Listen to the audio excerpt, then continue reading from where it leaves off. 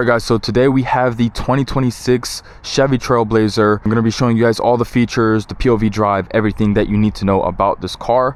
We can do a quick walkthrough, walk around of the outside real quick. This is a manual, so you just push it in and it goes out. This is the back of it right here. Visibility on this car is pretty good. It's also a really responsive vehicle. We'll talk more about that in a second. Now this Trailblazer comes with either a 1.2 liter or a 1.3 liter turbo engine. This one that I'm in today makes around 155 horsepower with 174 pound-feet of torque. And for a compact SUV, those numbers definitely do good with this car. All right, so let's go ahead and go inside. The one thing that I do not like about this car is there's no sensor to know whether or not you want to get in the car, so you actually have to manually unlock it. Inside we have a gray tan interior all around with the black, obviously, plastic. We'll hop inside real quick. This is the interior, as you can see. Now you do get an 11-inch screen. It does come with wireless Apple CarPlay and Android Auto. The one thing I don't like, I am 5'11", and this seat is pulled forward. By the way, this is a manual. There's no like you know what I'm talking about. But the one thing I do not like is when I do drive or when I chill, my knee pushes against the gear shift, which, you know, I mean, depending on how tall you are, if you're under 6 foot, you're honestly okay. But if you're over 6 foot, that can definitely put some wear and tear on this shifter. Now it does come with USB-C and regular USB with a little storage area right here. It is pretty deep. 2 cup holders, as you can see. Another storage area right here. For the center console, it comes with this tray, but you do have to manually take it out if you do want to use it. And it is pretty deep. It goes to around under the seatbelt right here, so it goes pretty deep. Go ahead and close that up. In the glove box, I mean, it's, you know, it's regular glove box. It's not too deep, honestly. You don't really have enough room for anything. Now let's go ahead and go towards the back of the car. We'll go on the passenger side for the back of the car to show you guys the true space that you have. So we'll go ahead and put this all the way back. Like I said, I am 5'11", so honestly, if somebody's sitting here, this will not work for me unless I obviously spread out my legs. But this is what I get right now. I am 5'11", like I said, so I would have to spread out. Good luck to whoever's in the middle of that. But other than that, it's pretty nice. There are no cup holders back here, which is very interesting. I mean, the only cup holder you get is one here and one over there, but there's no center cup holder. We'll go ahead and squeeze on out of here and open up the trunk. And for the trunk here, you have to press it and manually push it up. But this is pretty good storage space in my opinion. If you want, you can go ahead and put these down and you get a bunch of space. And another thing that I really do like about this car, which unfortunately I have to actually push this up to make it happen, boom, so it gives you some space there. And if you want even more space, you can actually push this all the way down with a lever, and obviously you have to adjust it, which sucks, but it is what it is. But you do get 8.5 feet, or around 8.5 feet of just space right here if you need it. Obviously you have the floor space, more floor space there if you need to just pack up and move or do something, carry a long surfboard, whatever you need. This does that for you, which is amazing. Like I said, the only thing, you just have to keep making adjustments to actually make these things fit. So let's go ahead and put this back up. Put this back up as well. Oh, you have to actually pull the lever to put that back up. And then it does obviously go all the way back pretty much. So it is pretty comfortable for the passenger, just not so comfortable for the people in the back, which it is, you know, if you don't have a lot of people in the back, then you're fine. But go ahead and close everything and we'll take you for a ride. All right, let's get this started. So as you can see here, everything pops up Chevrolet, the Chevy logo right here. And it is a push to start, so you go ahead and push it and you're off. And you do get a heads up display whenever you're about to hit somebody, or to just blink at you red and obviously beep at you.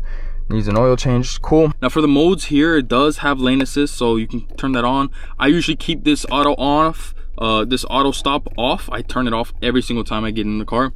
And then you have your sport mode, and then you have your snow mode. I'll go ahead and show you guys the sport mode here in a second. As you can see, I'm in Florida, so there's no snow anywhere around. Here you have some nice gauges. I do like these a lot. You can just AC on, do whatever you want to do. And like I said, you get that Android Auto and Apple CarPlay. You just have to manually connect. Actually, you just have to manually connect it and just, you know, choose your person and you're good to go. As for the speedometer, this is all you get. Honestly, I've tried every single method to try to change whatever it is, but this is all you get. Unfortunately, you don't get the RPMs that you go, like, this is all you get. As for the gas, max gas is around 300 miles, and this goes for around 30 miles per gallon, which is pretty good. I mean, this is a daily Chevy SUV, so that is pretty good. Visibility, like I said, is pretty good. I can see almost everything around me. There is a big chunk right here, but that's why you have this, obviously, with the sensor. Blind spots, it's easy, very easy to drive. But let's go ahead and stop talking and get this thing started. I also want to show you guys the reverse camera. So this is the reverse. It does have the lane changes that you want, and yeah, I mean, it's not great quality, but it is, I mean, decent quality. Yeah, we'll go ahead and put this in drive and let's get started. Oh, another thing that I have beef with, this parking brake. I always like to turn on my parking brake, but it doesn't automatically turn on and it doesn't automatically turn off when you're ready to drive. So you actually have to manually do it, unless you hit the gas and it'll just force it out of it. But you know, that kind of sucks. But like I said, we're gonna go ahead on this drive and see how the driving is on this car. One thing I can say, it is really satisfying to play with these blinkers. It kind of matches the BMW M4 competition blinkers. It's very smooth, there's no like click, it's extremely smooth. So that's one thing I can say. And another thing is the steering wheel is extremely light. So I mean, depending on if you like that or not, I personally like that. I like a light steering wheel that I can turn around, do whatever I want, maneuver however I need to. Just drop my phone in the middle of the console. Now, in my opinion, the throttle response is literally perfect. There's no complaints about that. The only complaint I have whenever I am driving this car is you can kind of hear the turbo when the AC is on. So you'll hear like a little whistle while the AC is on, and it'll just, I mean, it'll just play, you know. It's just like, you can't avoid it at all. I mean, unless you turn off the AC, you're going to hear that turbo. So if you have music playing, you don't have to worry about anything. But like I said, that's just how it is. Now I am going to go ahead and turn on sport mode, and then at the light, we're just going to go 0 to 60 real quick and just see how fast it is, how quickly it responds, how quickly the transmission changes gears, and pretty much just see the performance and how much this car can honestly take.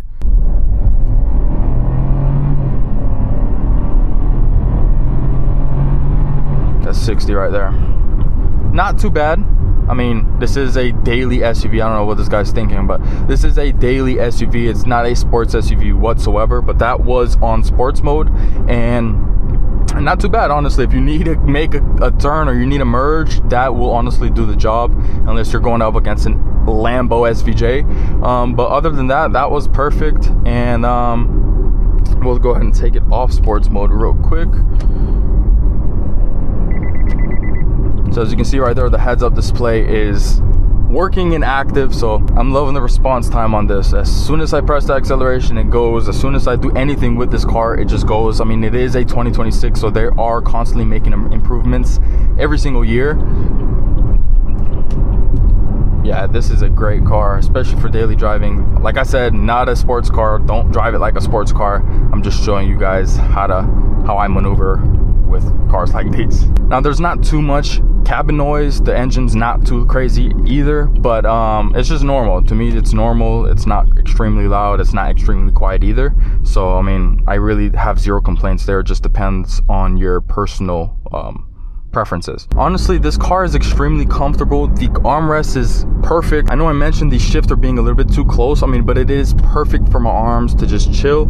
I'll put this bad boy back on sports mode and we'll see what we can do on the highway. But like I said, everything is comfortable. This is a compact SUV, so everything is going to be a little bit closer together, which means I can reach anything. If I want to put it in sports mode, put it on snow mode, everything is reachable in this car, which is great. Obviously, I'm not going to be able to close the door, but my arm touches this very easily. I don't have to bend over or reach it or anything. So it is a great car for its use. Another cool feature that it actually gives you is it'll tell you how much time you have to react if somebody just slams the brake. So as you can see here, it starts at over 2.5 seconds, and as you get closer, right now it's at 2.1 seconds. So if that blue Kia Soul just gave me a brake check or they just slammed the brakes, absolutely zero, I have 2.1 seconds to react, either get out of the way or slam my own brakes. So that's a pretty cool safety feature again. So it kind of tells you, like, you can choose your own range, how close you want to stay behind somebody. If you want to be 1 second of reaction time closer, then you can do that. If you want to be 2.5, you can do that as well. So like I said, it does give you that safety feature. Right now I'm pretty close, and this is a 1 second reaction time. This is kind of normal, especially if everyone is going at a same consistent speed. There's nothing on the road, it's not that bad. But as you can see, 1.1, this is probably something I would honestly do, is 1.2 through 1.5. I wouldn't go under 1, because obviously less than a second, you're kind of stuck there. But yeah, all right, so we are in the parking lot. Let's go ahead and talk about parking, how it is. This is going to be my first time parking the car, like, actually. So first things first, we're gonna find the car. I mean, there's not too many cars actually. All right, I see a spot right there. And I mean, I've been parking obviously for years. I know how to park. I've parked thousands of times, but obviously visibility and everything and turning radius, all of that changes per vehicle, and pulling in is relatively very easy. All you have to do is boom, done. Easy as that. Now I don't usually go front facing, I usually back in, so I'll do a quick loop and see how easy it is to actually back the car in.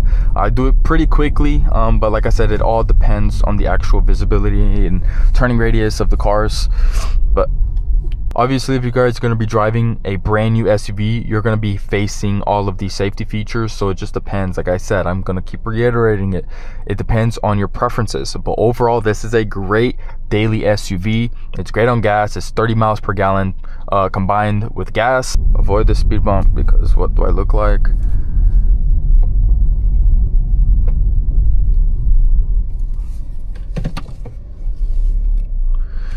So the camera is pretty delayed.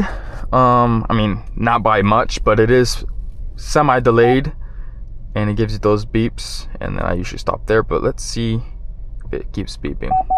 So it does keep beeping. So I mean, it does give you those safety features that a lot of you guys would prefer in your cars. It gives you 300 miles on the tank, depending on what kind of gas you use. I use the mid-grade gas for this, and it gives me around 300 miles, so that's awesome as well. Great space, obviously not for the people in the back. I'm also not having 6-footers in my car nonstop, so I don't really have to worry about the back. It's usually a them issue and not a me issue. But great space overall. I mean, this is kind of pulled up because I don't want to straighten out my arm. I kind of like it like at a semi-degree angle.